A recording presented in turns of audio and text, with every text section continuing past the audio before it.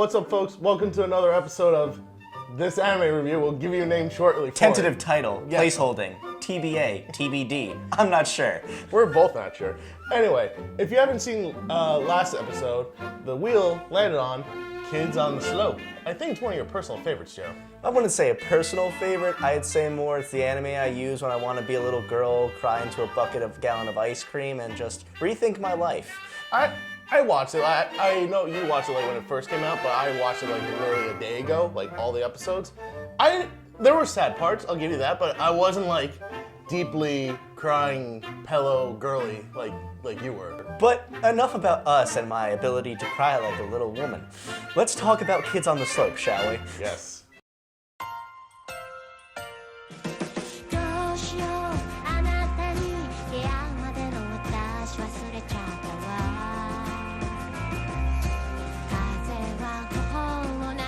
The slice of life genre. One that better is defined with a character growing differently from how they started out in the show. Better cases of that could be such classics like FLCL, or even if you want to go that route, somehow Haruhi Suzumiya. We'll get to that eventually, folks. I really don't want to, but we will. Anyway, in this show, Kids on the Slope, it's more centered around a character named Kaoru Nishiki, a young high school boy who's been transferring to school every year because of his father's job always moving them to a different part of Japan. Along the way in high school, he meets on his first day Ritsuko, the young student representative who, within 2 seconds of seeing at it, you can guess folks, falls madly in love with her. With this, he has a unease about him. Whenever he gets nervous or something happens, kids are staring at him, he begins to get a sense of nausea and tries to find the only place that can give him release, the roof. On his way to the roof, he encounters a stack of chairs and a weird silhouette underneath the white blanket, and is pretty pissed off that he can't get there. So he removes it to find our school's bad boy and, you know, that buddy character, Sentaro. Now these three, albeit should have nothing to do with each other, you find out Sentaro and Ritsuko have actually been childhood friends, and Kaoru is trying to get in on this now, trying to edge his way in so he can be with Ritsuko. And to do this, they discover a common bond over one subject, and that subject, jazz.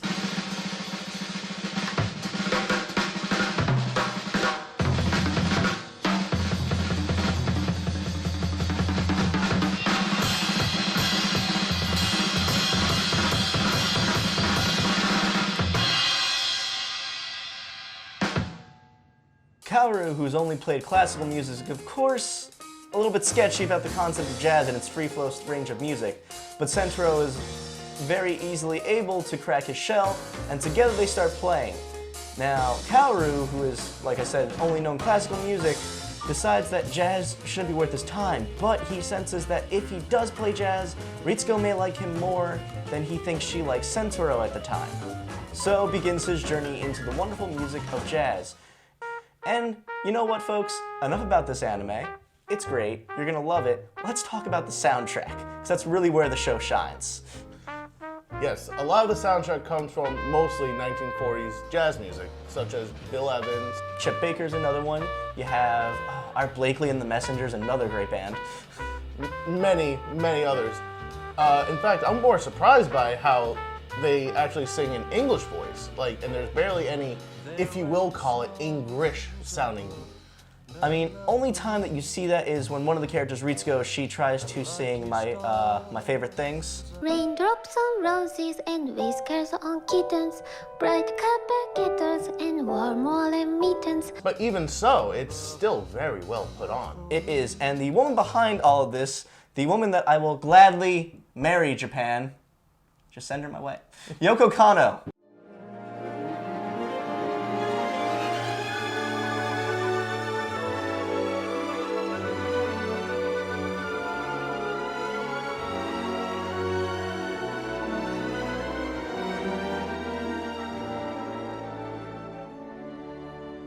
A young 44-year-old. A young 44. A young 44. She's composed music for animes such as Cowboy Bebop, Ghost in the Shell, a woman that's known pretty much by doing the soundtrack for Cowboy Bebop, and I'm gonna say, if you've watched anime, know anything about anime, you probably know the opening to Cowboy Bebop. Anyway, this woman did this soundtrack for the show. She, instead of trying to go where a more classical approach, she tried to put her own flair into the old music that she was using. To do this, she discovered two young talents. A prodigal drummer from Japan who mostly was a wild and freestyle-like player, and the more classically refined piano player, much like our two characters in the show. Now, these two at first didn't get along. I wonder if you're catching on the similarities yet. But because they played music with each other so often, a true bond forms between the two, and you can definitely feel that in the pieces that you hear throughout the anime. Now, I mean, you do have the songs. You have Bill Evans doing, like we said, doing some of his songs and Chet Baker doing his. However, the scores that she presents herself in this show really help define the characters. The themes that are brought up, friendship, love, struggle, despair at certain points, are really accentuated by what Yoko Kanno does with it. And the way that she can think to put music on the level that she does is just mind-boggling at times. Yoko Kanno's great, Joe. I have to give you that. But let's also talk about that fluid animation when it comes to the drums that Sentaro does, the piano movements, even when the scene, when they're both playing, I guess you call it like a jazz version of My Favorite Things, and probably the best scene in the whole series. And you just see all the students just try and get all the other students. You just see them jumping, moving, like actually fluid with their arms. It must have taken a lot of detail and time to make such movements. Now, this anime was brought to us by Studio Mappa, one that I'm currently not that informed about. That was the first anime I think I've really seen done by them fully. They may have done some background works on other shows, but my god, it was like watching a painting move with this. It was an almost rotosculpted type of art, but you still got that 2D drawn aspect to it. And the shading, oh my god, that you could see like the dexterous finger movements, like you said, with the piano, based upon that. I don't know how they did it, folks. I just want to see more from this studio. Yes. So, with that, what would you consider this? What would I consider Kids on the Slope? Well, thankfully, later on in the anime, Kaoru does change his ways. He realizes things about himself that he previously never thought about. Sentaro grows from being that high school punk into a man that is thinking more seriously about life, and Ritsuko finally knows what she wants from the man that she loves. I can't say enough about it. I really can't. I'm sometimes lost for words with it. And the story itself, I'm gonna have to give it about an 8 or 9 out of 10. I see. I myself would have to give it a solid 8 myself. Just because, though I feel it's a bit of a cliche when it comes to these Japanese romances and love triangles or love squares, if you will, I'm not that into that stuff. Now, folks, you may realize we don't have a name to our show yet. We're probably not going to have it for the first 3 episodes, but the next one we do, you're going to see it, and it's going to be great. Yes. And it's not going to be tentative title. And you may have decided that, hey, we decided to change things up again. We're still going to have animation, I'm sure, going over what we say, but we're going to try to make this more of a free-flow discussion type thing. So bear with us for a little bit. We're still getting the kinks out on this. Yes, if you want, please write down in the comments. Tell us what you want to see more.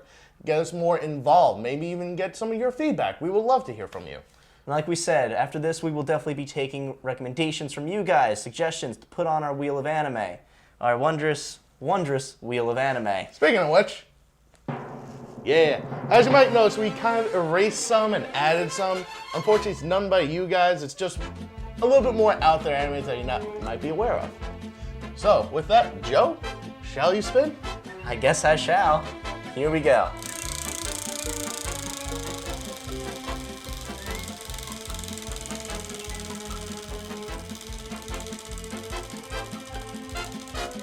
Damn, dude. That was a really weak spin. What do you want from me?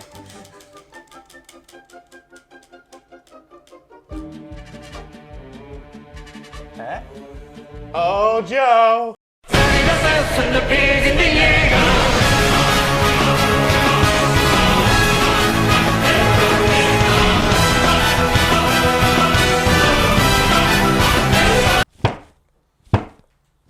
Tune in next time to our show as we review our favorite Attack on Titan. See you all next time.